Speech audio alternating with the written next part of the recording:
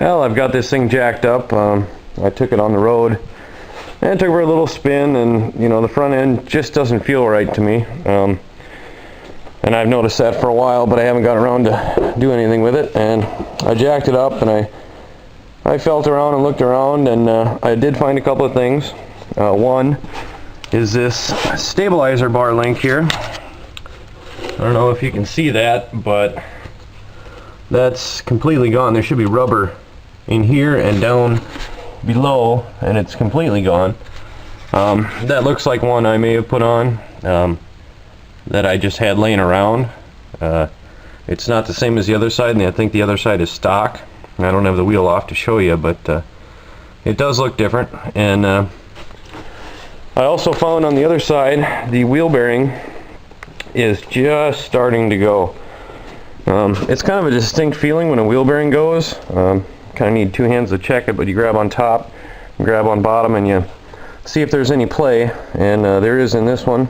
And if you can get somebody else to do that, or if you can do it from under the car, you can crawl under there and look and see what's moving. And on this one there's nothing moving except for the I can't do it with the camera in my hand, but if you move it, you can watch this this whole CV move up and down just a little bit with the wheel, and nothing else moves. So I think that wheel bearing will probably last for quite some time. It's not making any noise yet. There's just a tiny bit of play in it, so you know, maybe 5,000 or 10,000 miles it'll start making noise, and then I'll think about replacing it. But for now, I'm gonna go ahead and swap out that sway bar end link there. I do have one. I had one on the shelf, and I'm gonna take a wild guess and say this is the exact same as what's on it. And maybe I just had a set laying around and decided to put one on his car because the other one was broken. But I'm gonna go ahead and throw the other one on, and hopefully that'll take care of at least some of the front end issues. Well, alright, let's get to taking it off. Normally they're broken, and this is probably why I missed it before, because normally I just look and took a quick glance and saw it was there and said, oh, it's all good. And I didn't happen to see that this rubber part was completely gone. But I'm going to go ahead and take my impact and put it on the bottom. Make sure I'm going the right way. And I'm going to grab the wrench on top, and it should hopefully just zing right off. Which it will. I just got to keep the wrench on there when I do it.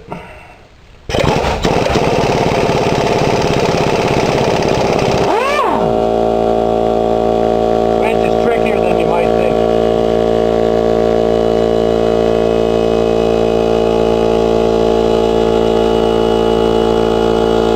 I should really have a socket on one side, but I wasn't thinking ahead. I rarely do. I might have to go get one if I can't get this little last bit off without too much hassle.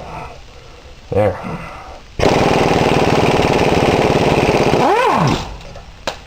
And now it's out for the most part. Yeah, I might have to take a hammer and pop that little metal sleeve off, but once I get it off, I can go ahead and grab the new one I got and slip it in there and wrench it up, and we should be good to go. Alright, well now I've got the new one in there and it's partially assembled, but to get this, well, maybe I don't have to pry it up, but I'm going to pry it up just a little bit, this bar here, so I can get that under it and position it in the middle and throw that up, and that should hold right there. Now normally you run into the problem when you don't have the other side jacked up like this, is this bar will be way up here, because what it's trying to do is the other side, the wheel's on the ground, and it's going to try to push this bar up. Now I have both sides jacked up, so it actually went in fairly easy. And now I'm going to go ahead and find the other one. turn off that lousy compressor. And I'm going to have to find my other washer. There it is.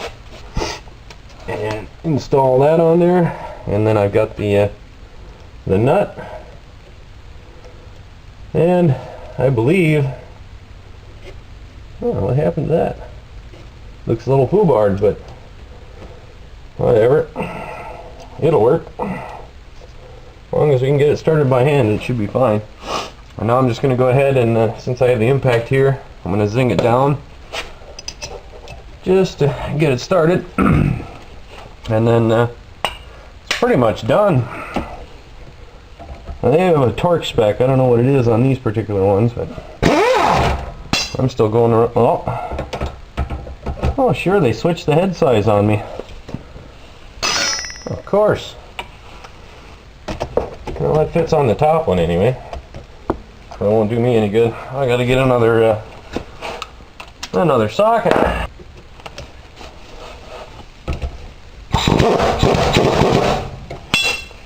Alright, now I got her. We got her going.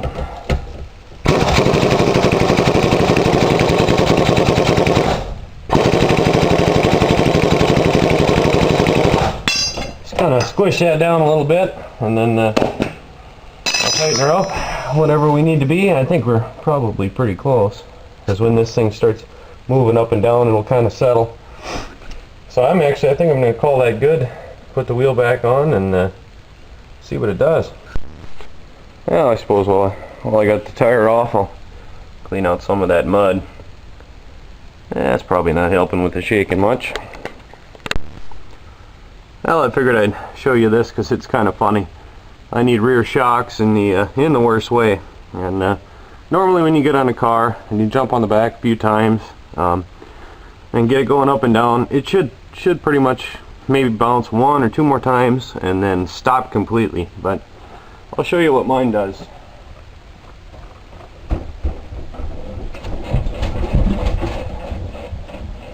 It just keeps going and going and going. It's actually kind of fun, but I think I need them replaced.